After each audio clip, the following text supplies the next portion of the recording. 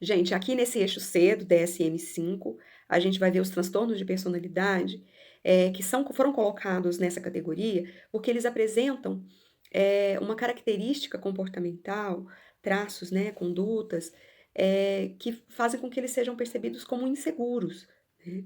Então, não que exista relação na formação de cada um deles, mas das causas de formação de cada transtorno, mas a sintomatologia faz com que a gente enxergue eles como inseguros, tá? Nesse eixo C, o primeiro que eu posso trazer para vocês é o transtorno de personalidade evitativo, tá? Essas pessoas, elas têm um padrão invasivo de inibição social. São pessoas que estão muito inibidas, têm um sentimento profundo de inadequação e hipersensibilidade à avaliação negativa. Então, são pessoas que... Ela é mais do que a timidez que a gente está habituado, da pessoa se sentir insegura diante do outro, mas a pessoa é extremamente inibida na relação com os outros, se sente inadequada, é como se ela não coubesse em nenhum espaço, ela sempre está inadequada, e tem uma hipersensibilidade à avaliação negativa, ou seja, a qualquer crítica, a qualquer comentário, é uma hipersensibilidade. Lembrando a vocês, quando a gente fala de um transtorno de personalidade, a gente está falando nesse padrão, ou seja, o indivíduo é assim todo dia, o dia inteiro, o tempo todo. Então, é um sofrimento muito grande para essas pessoas, tá? Geralmente quem tem esse transtorno de personalidade evita atividades ocupacionais que envolvam contato interpessoal significativo, por medo de críticas, desaprovação ou rejeição, tá?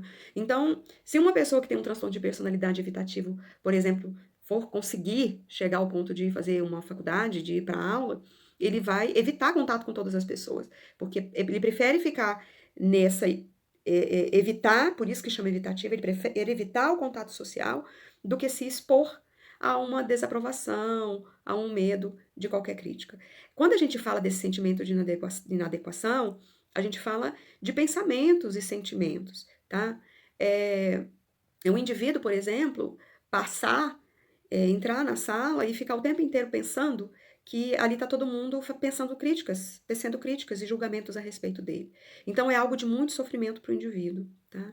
Então, esses também relutam a se envolver com as pessoas, a menos que tenha certeza de sua estima. Então, geralmente são familiares que esse indivíduo vai se relacionar somente, tá? Mostra-se reservado em relacionamentos íntimos em razão do medo de ser envergonhado ou ridicularizado. São extremamente fechados.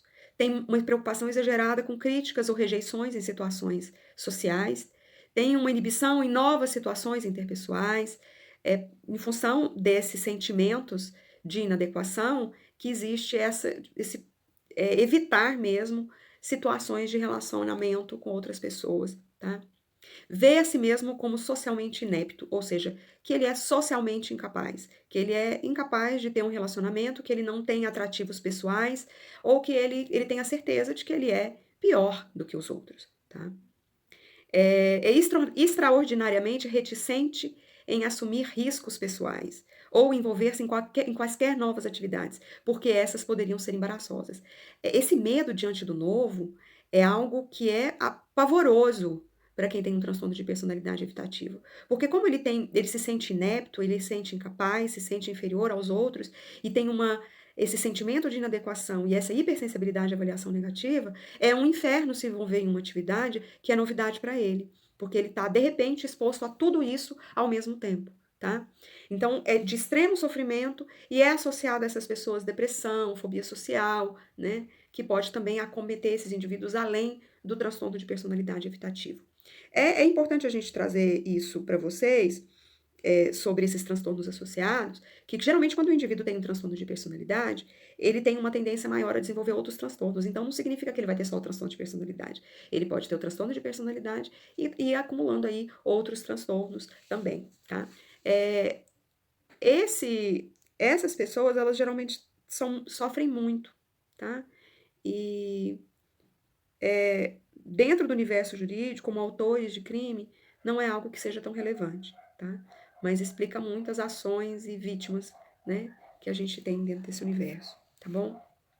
Esse transtorno de personalidade dependente, que eu tô mostrando aqui para vocês agora, é muito interessante vocês verem, e eu faço trago a importância de compreender ele, para a gente pensar que quando a gente fala de transtorno de personalidade, a gente está falando de características que são padrões, um padrão adoecido e rígido, né? Mas Um indivíduo que tem uma história de violência, de sofrimento, ele tem uma tendência a desenvolver esses mesmos características, tá? Então, essas pessoas, elas têm, quem tem esse transtorno de personalidade, tem uma necessidade invasiva e excessiva de ser cuidado, que leva a um comportamento submisso e aderente e a temores de separação. Ou seja, esse indivíduo, ele se sente tão incapaz, tão inepto diante de tudo, né, que ele precisa do outro para tudo também. Ele precisa ser cuidado, porque ele se sente completamente incapaz de cuidar de si mesmo. Então, ele é extremamente submisso, aderente, ele é grudento, tá? Ele precisa do outro o tempo inteiro. E ele tem muito medo de separação, porque a separação é ficar entregue a si mesmo e o indivíduo se vê como completamente incapaz de viver sem o apoio de outra pessoa, tá? É, é importante a gente falar desse transtorno, não só pelo transtorno de personalidade dependente em si, mas para que a gente possa entender aqui os casos das pessoas que são vítimas, por exemplo, de violência recorrente, como é o caso, por exemplo, das mulheres que são vítimas recorrentes de relacionamentos abusivos. E que às vezes as pessoas falam muito, mas por que o indivíduo não sai? Ela gosta de apanhar, sai dessa relação, né? É só sair. Aqui é a causa psicológica para que a gente possa entender o porquê essas pessoas permanecem em uma relação, mesmo sendo agredida, mesmo sendo violentada diariamente, cotidianamente. As relações de abuso, elas vão trazendo essa sensação para o indivíduo, essa certeza para o indivíduo da sua fragilidade, da sua incapacidade, de quanto ela é inadequada, de quanto ela é incapaz. E isso mina a identidade do indivíduo e que pode sim ter traços desse transtorno de personalidade dependente. É como se a violência ela fosse afetando a identidade do indivíduo, a personalidade do indivíduo, na verdade é isso. A violência vai afetando a personalidade do indivíduo e ele passa a ver a si mesmo como completamente incapaz, tá? Essas pessoas, quem tem esse transtorno de personalidade dependente, mesmo que não tenha essa história de abuso na vida adulta, elas têm uma dificuldade de tomar decisões do dia a dia, tá? Ela acha que ela está sempre errada, então ela precisa que o outro decida, tá? Ela precisa de conselho, ela precisa de um reasseguramento da parte de outras pessoas para que ela possa tomar decisão. Ela precisa que o outro assuma a responsabilidade pelas principais áreas da sua vida, porque ela já não consegue mais tomar nenhuma decisão. Ela se percebe como incapaz, como se fosse fazer uma escolha errada, tá? Tem uma dificuldade de expressar a discordância dos outros, porque tem medo de perder o apoio ou a aprovação do outro. Dificuldade em iniciar projetos ou fazer coisas por conta própria, porque ela não tem autoconfiança, não tem motivação, né? E vai a extremos para obter carinho e apoio dos outros, a ponto de voluntariar-se para fazer coisas desagradáveis. Então, ou seja, é tanta fragilidade emocional, é tanta dor, que o indivíduo violenta a si mesmo para obter carinho, se humilha, se violenta, para poder obter algumas migalhas que sirvam para que essa pessoa consiga sobreviver, né? Sente o desconforto ou desamparo quando só, em razão de temores exagerados de ser incapaz de cuidar de si próprio, né? É o que eu já havia dito antes. Busca urgentemente novo relacionamento quando o anterior é rompido. E ela vai fazer, então, uma escolha indiscriminada, porque como ela não consegue ficar só, qualquer pessoa vai servir. Alguém que possa suprir essa necessidade básica de apoio, tá? E tem uma preocupação irrealista com temores de ser abandonado à sua própria sorte. É muito medo, esses temores de separação, em função desse sentimento de ser incapaz de cuidar de si mesmo, tá?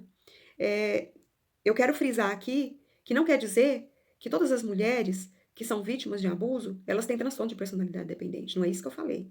Transtorno de personalidade ele existe, sim, a maioria é do público feminino, são mulheres, a maioria das pessoas portadoras desse transtorno, mas a gente percebe, sem preencher o critério de um transtorno de personalidade, que as mulheres que são vitimizadas, que são vítimas de abuso, elas desenvolvem características desse transtorno de personalidade, tá? Por isso se mantém na relação.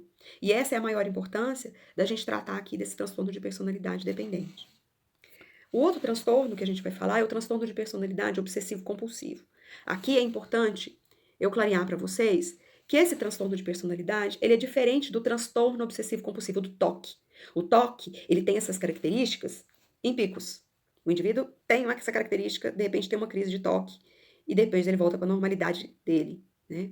E nesse transtorno de personalidade obsessivo-compulsivo, o indivíduo tem características de toque num grau mais leve, mas é estável, rigoroso e rígido, tá? Essa é a principal diferença.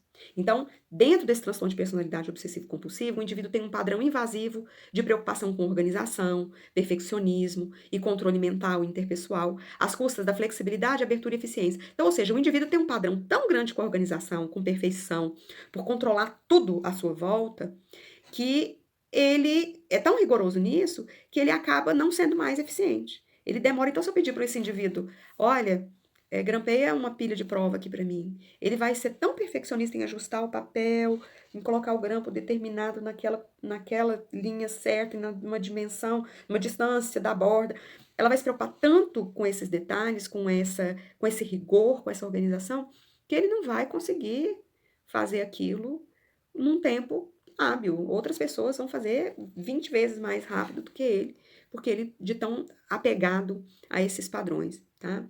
Então tem uma preocupação muito extensa com detalhes, regras, listas, organização, horário, que acaba que ele perde o ponto principal da tarefa que foi delegada a ele e da vida dele, do que ele gostaria de fazer, tá? Então são indivíduos que eles planejam fazer determinada coisa, mas ele se perde nos detalhes, com muito rigor, tentando organizar aquilo de uma forma tão perfeccionista que ele acaba perdendo o foco inicial, tá?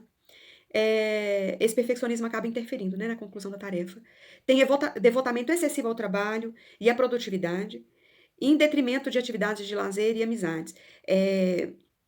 Ele quer só trabalhar, tá? Ele acaba não. Como ele não consegue aplicar as atividades de lazer e as amizades, esse rigor, ele acaba abrindo mão, ele vai buscar atividades em que ele possa aplicar esse rigor em tudo, tá? Porque o outro geralmente não obedece a gente, né? Então, aí ele busca evitar esses contatos. Tem muita conscienciosidade, escrúpulo, inflexibilidade em assuntos de moralidade, ética ou valores. São extremamente rigorosos, assim como eles são rigorosos com a organização, eles são rigorosos consigo mesmos, com relação à moralidade, com relação aos valores éticos que esses indivíduos têm. E eles acabam tendo também esse rigor com relação aos outros, no sentido de julgamento, de condenação dos outros, tá?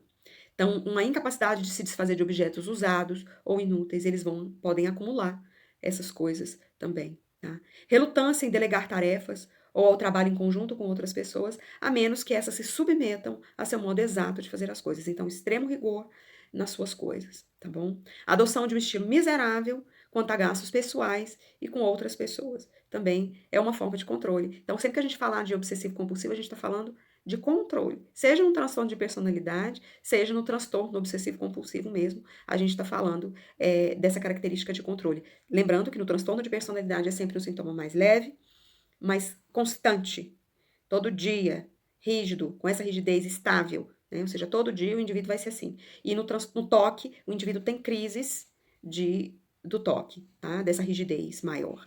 E são extremamente rígidos e teimosos, tá? Então, essas são as características desses indivíduos, né? Do transtorno de personalidade obsessivo-compulsivo. E é isso. Na próxima aula a gente vai ver o transtorno C, do eixo B, quer dizer, né?